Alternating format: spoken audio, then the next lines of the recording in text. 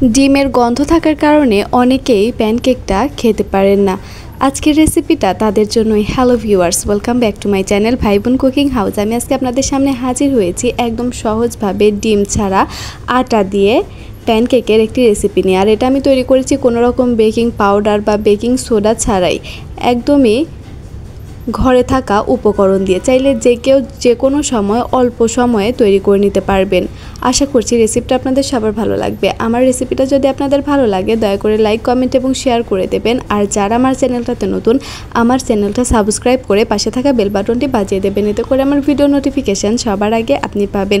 তাহলে বেশি কথা না বাড়িয়ে শুরু করা যাক আজকের রেসিপিটা তৈরি করার জন্য আমি এখানে নিয়ে নিয়েছি হাফ কাপ দুধ। এই দুধটা আমি জাল করে ঠান্ডা করে নিয়েছি।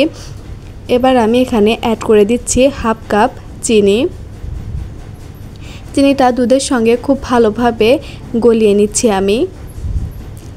চিনিটা গলে গেছে। এবার এখানে আমি অ্যাড করে দিচ্ছি সামান্য একটু লবণ।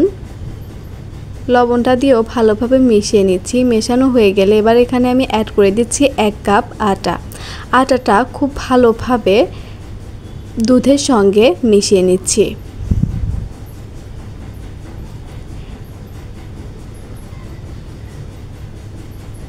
এখানে পানির প্রয়োজন হলে আপনারা প্রয়োজন মতো পানি অ্যাড করে নেবেন। আমার আরও সামান্য একটু পানি লেগেছে। আর আমি এখানে অ্যাড করে দিলাম 1 টেবিল চামচ পরিমাণ সাদা তেল। দিয়ে দিচ্ছি আমি 1 চা চামচ ভ্যানিলা এসেন্স।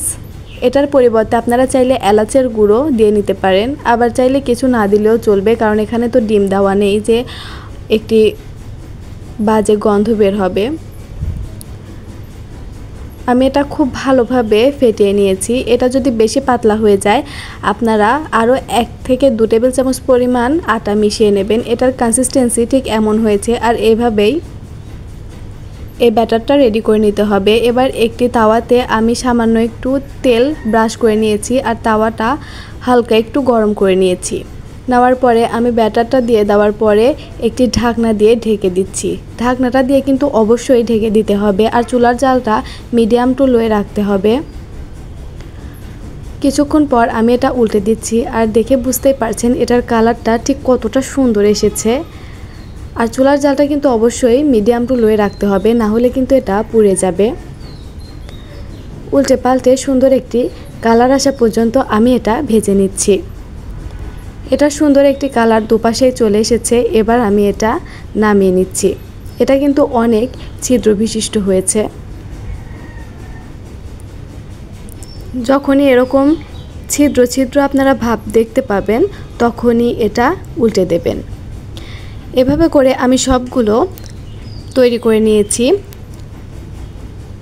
তাহলে দেখে বুঝতে পারলেন এটা ঠিক কতটা সহজভাবে তৈরি করে নেওয়া যায় আর ঘরে থাকা উপকরণ দিয়ে। আর এটা একদমই পারফেক্ট হয়েছে। দেখে বুঝতেই পারছেন কতটা ছিদ্র বিশিষ্ট হয়েছে এগুলো। আমি তো বলবো আপনারা একবার হলেও ট্রাই করে দেখবেন। আশা করছি আপনাদের সবার অনেক বেশি ভালো লাগবে। আজ তাহলে এ পর্যন্তই। আপনারা সবাই সুস্থ থাকবেন, ভালো থাকবেন আর আমার জন্য অনেক অনেক দোয়া করবেন। আল্লাহ হাফেজ।